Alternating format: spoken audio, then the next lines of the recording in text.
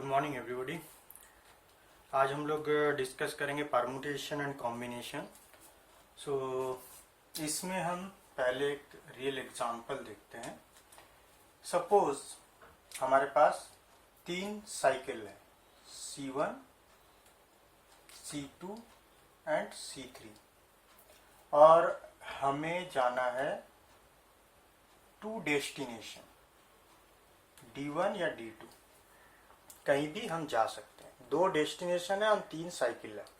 सो अब हमें हमारे पास अगर ये सवाल रहे कि हम कितने तरीके से साइकिल चूज कर सकते हैं ताकि कोई एक साइकिल के लिए कोई एक डेस्टिनेशन में हम जाएं, मतलब साइकिल कोई भी एक लें और डेस्टिनेशन कोई भी एक जाएं। सो ऐसा साइकिल और डेस्टिनेशन का कॉम्बिनेशन, मतलब एक्चुअली जैसे C और D, पर्टिकुलर साइकिल लेके पर्टिकुलर डेस्टिनेशन में गए, ऐसा कितने कॉम्बिनेशन हमारे हो सकते हैं। सो अगर हम देखें यहाँ पे हमारे पास 3 साइकिल है। सो C1 को लेके हम जा सकते हैं D1 या D2।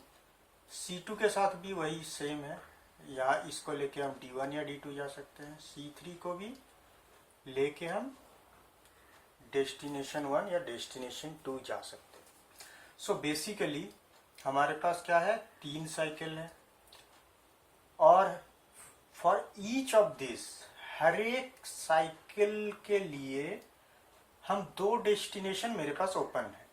सो एक साइकिल को लेके हम 2 डेस्टिनेशन जा सकते हैं। जैसे अगर मैंने C1 लिया तो मेरा डेस्टिनेशन आ गया D1, जो यहाँ दिखाया हुआ है C1 D1 and C1 D2। वैसे C2 साइकिल लेते हैं तो C2 के लिए भी हमारे पास 2 डेस्टिनेशन ओपन है। C3 के लिए भी 2 डेस्टिनेशन ओपन है। सो हमने क्या देखा कि बेसिकली C और D का जो कॉम्बिनेशन है, C और D, वो हमारे पास 6 है। सो इसको, ये तो है हमने एक एक को इंसिडेंट को ब्रेक कर करके हमने देख लिया ऐसे। बट हमारे पास अगर ऐसे 10 साइकिल रहे और 5 डेस्टिनेशन रहे, और तब अगर पूछा जाए कि हम कितने वेज में एक साइकिल लेके अलग अलग डेस्टिनेशन जा सकते हैं, एक साइकिल अलग डेस्टिनेशन का कितने सारे कॉम्बिनेशन हो सकते हैं मेरे, अगर ये पूछा जाए तो क्या होता है ना कि इतने सारे बनेंगे, वेज इतने सारे होंगे कि कैलकुलेट करना बहुत टफ हो जाएगा। तो मैथमेटिकली हम इस हिसाब से सोच सकते हैं। क्या है, साइकिल है मेरे पास 3, हर एक साइकिल के लिए 2 destination. So for each cycle 2 destination, so 3 cycle के लिए 6 डेस्टिनेशन। देखो 6 वेज आ गए।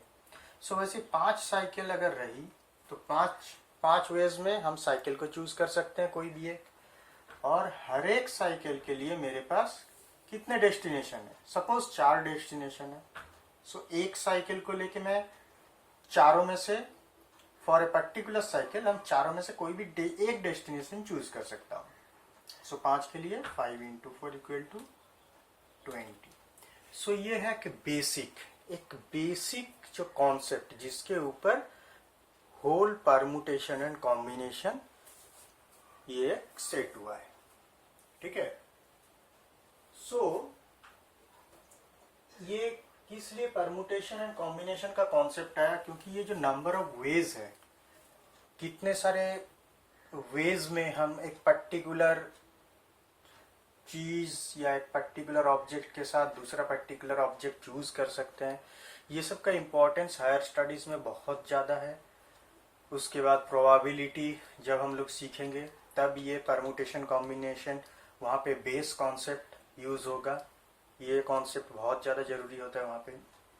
सो एक्चुअली हमारा मेन रीज़न परमुटेशन कॉम्बिनेशन सीखने का ये है कि हमें कुछ ऑब्जेक्ट्स में से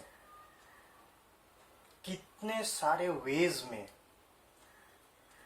सारे ऑब्जेक्ट सिलेक्ट करो या कुछ ऑब्जेक्ट सिलेक्ट करो, उसमें से कितने वेज में हो सकते हैं, या एक ऑब्जेक्ट के साथ दूसरे टाइप का एक ऑब्जेक्ट का एक कॉम्बिनेशन कितने टाइप से सिलेक्शन कर सकते हैं, ये सब स्टडी हम लोग परमुटेशन कॉम्बिनेशन ये सब का कॉन्सेप्ट क्लियर रहे तो ये बहुत इजीली मैथमेटिकली कर सकते हैं। अदरवाइज जब परमुटेशन कॉम्बिनेशन के मैथमेटिकल कॉन्सेप्ट नहीं आया था तब हम इस तरीके से करते थे। बट देखा गया कि ये सब नंबर ऑफ ऑब्जेक्ट जब बहुत कम होते हैं तब ठीक है, हमने सारे को ट्रायल एरर कर करके सारे कॉम्बिनेशन को चेक कर लिया कितने सारे होते हैं। बट जब नंबर ऑफ ऑब्जेक्ट बहुत ज़्यादा होते हैं तब ये पॉसिबल नहीं होता है, तब हमें मैथमेटिकल एक फुल प्रूफ एक प्रोसेस चाहिए था, तब जाके परमुटेशन कॉम्बिनेशन आया। इसको एक्सटेंड करके फर्दर एक्सटेंड करके एक प्रिंसिपल बना जिसका नाम है फंडामेंटल प्रिंसिपल ऑफ काउंटिंग, और सिंपली इसे कहा जाता है मल्टीप्लिकेशन प्रिंसिपल। ये क्या है? If an event can occur in m ways, if an event can occur in m ways, m different ways, following which मतलब उसके बाद another event can occur in n different ways, then the total number of occurrence of the events in the given order is m into n। मतलब cycle, हमने जो cycle choose की थी, अगर 10 cycle है, 10 साइकिल चूज करना, cycle choose करना क्या था? वो भी एक इवेंट था, ठीक है। सो साइकिल, सपोज हम अगर ऐसे सोचे, हमें क्या था? साइकिल के साथ डेस्टिनेशन का कितने सारे वेज में चूज कर सकते हैं वो हमें फाइंड करना था। तो साइकिल इस फर्स्ट प्लेस में कितने तरीके से प्लेस कर सकते हैं, वो एक इवेंट है। सो यहाँ पे 10 साइकिल थी तो C1 C2 कोई भी एक चूज कर सकते हैं, तो 10 वेज में। अब हर एक वेज के लिए सी, ये प्रिंसिपल के हिसाब से क्या कहा गया? पहले if an event can occur in m different ways.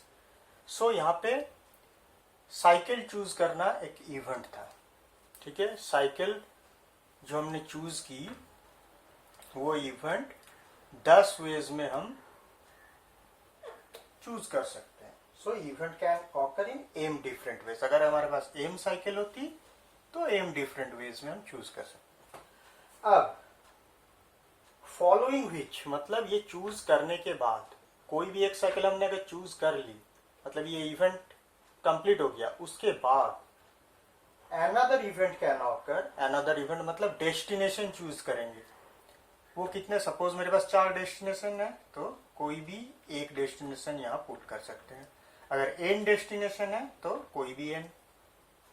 So cycle choose करने का इवेंट कंप्लीट होने के बाद हमने डेस्टिनेशन चूज करने का इवेंट कंप्लीट किया। So the total number of occurrence of events, देखो इवेंट्स कहा गया, इवेंट नहीं। फाइनल में क्या कहा जाता है? फाइनल जो लाइन लिखा हुआ है उसमें क्या लिखा है? Then total number of occurrence of events, मतलब दोनों इवेंट टुगेदर एक साथ ऑकर करेगा, उसका नंबर क्या है? Number is this. क्योंकि हर एक साइकिल के लिए 4 मेरे पास ऑप्शन है, हर एक के लिए n ऑप्शन है, तो m इंटू n, ठीक है। इसको कहा जाता है fundamental principle of counting.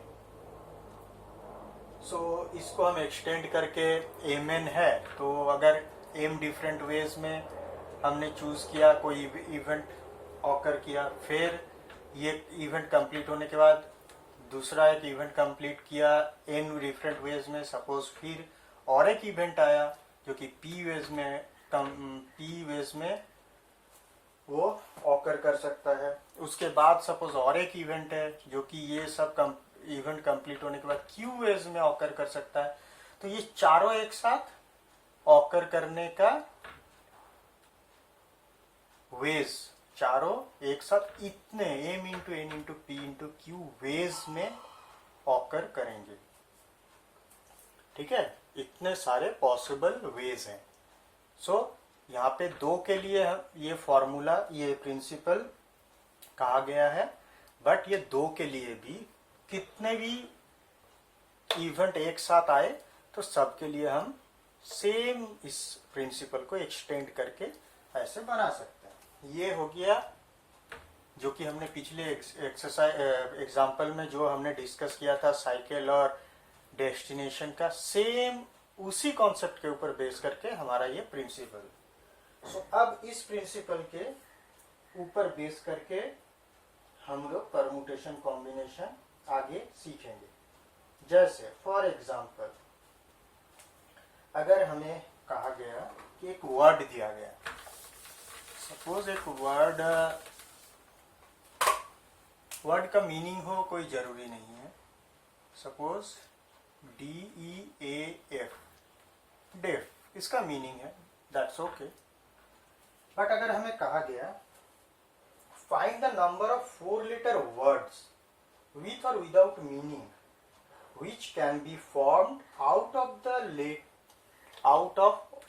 all the letters of this word where repetition of letters is not allowed.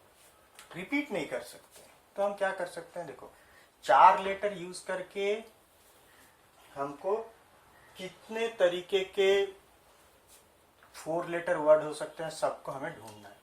तो इसका मतलब पहले हम सोचेंगे ऐसे, इसका समझो मेरे पास 4 स्पेस है, हर एक स्पेस में एक एक लेटर होगा। अब जैसे डी पहले है, पहले ई हो सकता है, डी बाद में हो सकता है, ऐसे डिफरेंट टाइप ऑफ वेज में हमें ढूंढना है कितने टोटल 4 लेटर वर्ड होंगे। तो हम इसको ऐसे अप्रोच करेंगे, जैसे साइकिल का कॉन्सेप्ट, साइकिल पहले हमने पहला इवेंट जो है 10 वेज में ऑकर कर सकता है। तो यहाँ पे पहला लेटर हम कितने वेज में चूज कर सकते हैं, देखो आउट ऑफ द 4 कोई भी एक चूज कर सकते हैं। तो मेरे पास 4 वेज है, 4 वेज है।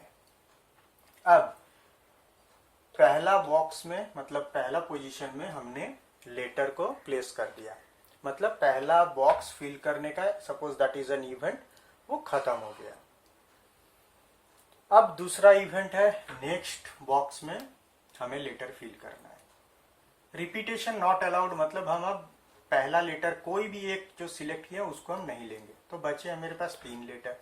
सो डेफिनेटली ये इवेंट हैपन हो गया, मतलब ये इवेंट ऑकर होने के बाद 3 वेज में हम नेक्स्ट स्पेस को फिल कर सकते हैं। सो 2 लेटर यूज हो गए तो बाकी रहे 2, कोई भी 2 हो सकते हैं। सो थर्ड बॉक्स फिल हो सकता है 2 वेज में, 3 लेटर यूज हो गए तो लास्ट पड़ा रहा 1। सो फंडामेंटल प्रिंसिपल ऑफ काउंटिंग, उसके हिसाब से देखो उसको हम 2 वेरिएबल से ज्यादा भी एक्सटेंड कर सकते हैं, जैसे हमने कहा। सो यहाँ पे टोटल नंबर ऑफ वर्ड्स कितने हो गए, इतने, 4 3 24, 24 वर्ड्स आर पॉसिबल। देखो किसी भी लेटर को हमने रिपीट नहीं किया, all letters are different and no letters are repeated, ये कंडीशन है, लेकिन ये याद रखना है, बिकॉज अगर लेटर रिपीट होता है या लेटर अगर सेम होता है, जैसे डेड, DEAD अगर हम करें तो उसके लिए रूल अलग है, वो हम बाद में समझेंगे। अभी है all letters are different and repetition not allowed, ये थी कंडीशन। तो उसके हिसाब से हमने fundamental principle of counting use करके ऐसे 24 कैलकुलेट कर लिया। ठीक है, सो ऐसे कितने भी लेटर हो हम इस तरीके से कैलकुलेट कर सकते हैं। अब परमुटेशन, देखो ये तो फंडामेंटल प्रिंसिपल ऑफ काउंटिंग से बेसिक हमने सीखा। अब अगर हमें कहा जाए परमुटेशन इज व्हाट, सो पहले हम सीखेंगे व्हाट इज परमुटेशन। ठीक है, सो परमुटेशन क्या होता है, उसका डेफिनेशन क्या है। Permutation is an arrangement in a definite order of a number of objects taken some और ऑल एट ए टाइम। ठीक है, permutation is an arrangement in a definite order of a number of objects. मतलब मेरे पास suppose number of objects, object कुछ भी हो सकता है। सपोज यहाँ पे number of letters R, letter को सपोज मैं ऑब्जेक्ट कह रहा हूँ यहाँ पे सपोज। सो क्या होता है permuted arrangement. Arrangement is what, arrange करना मतलब ए बी को मैं ऐसे भी अरेंज कर सकता हूँ, ऐसे भी अरेंज कर। This is arrangement. मतलब ऑर्डर अगर चेंज कर दे ना तो अरेंजमेंट चेंज हो जाता है। But this is different arrangement. But selection क्या होता है, सिलेक्शन में ए बी सपोज दो मेरे पास 3 क्रिकेटर है, suppose C1 C2 and C3, 3 cricketer है। इसमें से 2 क्रिकेटर मेरे को चूज करना है, तो मैं C1 C2 चूज कर सकता हूँ, C1 C3 चूज कर सकता हूँ, C2 C3 चूज कर सकता हूँ। अब C1 C2 चूज करना और C2 C1 चूज करना सेम है, ठीक है, या C1 C3 चूज करना C3 C1 चूज करना सेम है। यहाँ भी C3 C2 और C2 C3 चूज करना सेम है। तो यहाँ पे देखो ऑर्डर इज नॉट इम्पॉर्टेंट। तो ये जहां पे ऑर्डर इम्पॉर्टेंट नहीं है ना, वो उस जो इवेंट है उसको हम कहते हैं selection. This is selection and this is arrangement.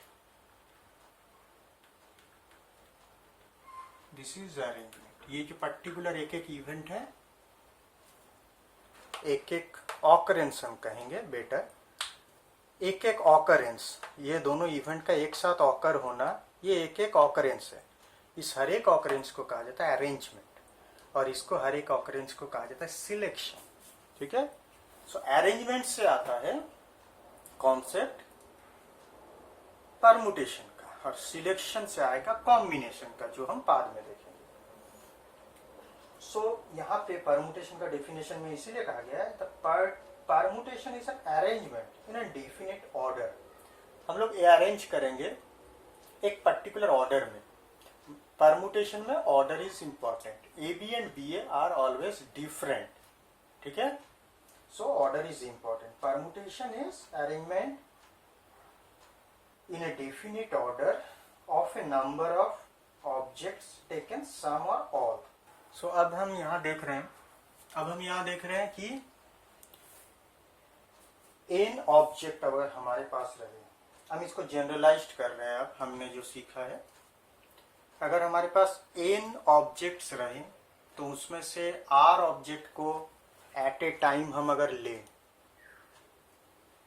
और n ऑब्जेक्ट क्या है, डिफरेंट ऑब्जेक्ट रहेंगे और कोई रिपीटेशन नहीं होगा। ओके, अब एक बात सोचो, r क्या हो सकता है। r डेफिनेटली हम जब लेंगे तो सपोज पिछले एग्जांपल में जैसे हमने वर्ड लिया था DEAF, डेफ, उसमें से हमने चारों के चारों लेटर लेके परमुटेशन या नंबर ऑफ वेज कैलकुलेट किए थे। अगर हम 2 लेटर लेते हैं तो फर्स्ट पोजीशन कितने वेज में फिल हो सकता है, 4 वेज में। सेकंड पोजीशन कितने वेज में फिल हो सकता है, 3 वेज में। So total number of ways कितना है, 12। So this is number of permutation या number of ways in which 4 letter word take 4 letter taken 2 at a time can be arranged. ठीक है, अब यहां से देखो, एक लेटर तो कम से कम लेना ही है, नहीं तो अरेंजमेंट हम कैलकुलेट नहीं कर सकते या परमुटेशन कैलकुलेट नहीं कर सकते। ये एक एक जो सिंगल अरेंजमेंट होता है ना, इसको क्या कहा जाता है, परमुटेशन। ओके, एक एक अरेंजमेंट को। सो एटलीस्ट एक लेना है, सो आर क्या होगा, 0 से बड़ा होगा। अब मैक्सिमम कितने ले सकते हैं, 4 लेटर है तो मैक्सिमम 4 ही ले सकते हैं।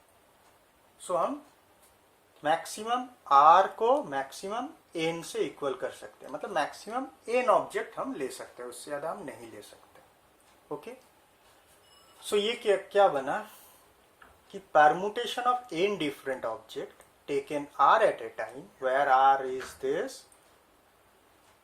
is denoted by this. ये है एक सिंबल परमुटेशन का NPR.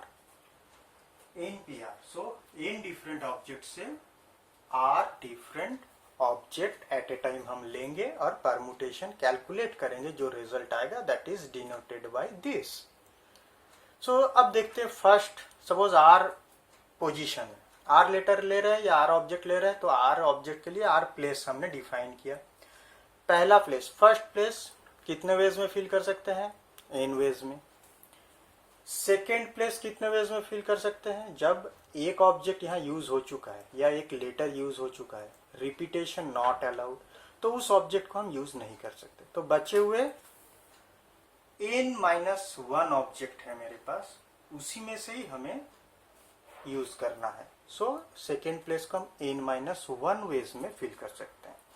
सिमिलरली थर्ड वाला जो है उसको n-2 वेज में फिल कर सकते हैं. वैसे चलते चलते हम एक चीज देख रहे हैं, बॉक्स का नंबर कितना है 2, तो 1 माइनस हुआ. बॉक्स का नंबर जब 3 आएगा तो 2 माइनस होगा. ऐसे करते करते बॉक्स का नंबर जब r है तो कितना माइनस करेंगे इनसे? r-1. सो ये r-1 एक्चुअली बन जाता है n-r+1. सो फंडामेंटल प्रिंसिपल से हम लिख सकते हैं ये टोटल नंबर ऑफ परमुटेशन क्या हुआ, n into n-1 into n-2 करके n-r+1. तो अब ये जो पिछला हमने जो एग्जाम्पल 4 इंटू 3 करके 12 देखा, इसको हम इस फॉर्मूला के हिसाब से पुट कर रहे हैं. इस फॉर्मूला में क्या है देखो, NPR equal to what, n से ऊपर वाला से स्टार्ट करो, एक रिड्यूस करते करते r टाइम्स हमें मल्टीप्लीकेशन करना है, r टाइम्स. तो यहाँ पे क्या है, total number of different objects कितने हैं? 4. 2 एक साथ लेने हैं eight a time. So 4p2 कितना हुआ? 4p2 इज व्हाट, 4 से स्टार्ट करो, एक एक रिड्यूस करो, 2 बार मल्टीप्लाई करना है. सो 4 इंटू 3 इक्वल टू 12. ठीक है. सो हमने बेसिक परमुटेशन का सीख लिया है. अब हम नेक्स्ट लेक्चर में परमुटेशन को और हम लोग एक्सटेंड करेंगे. तब तक के लिए थैंक यू.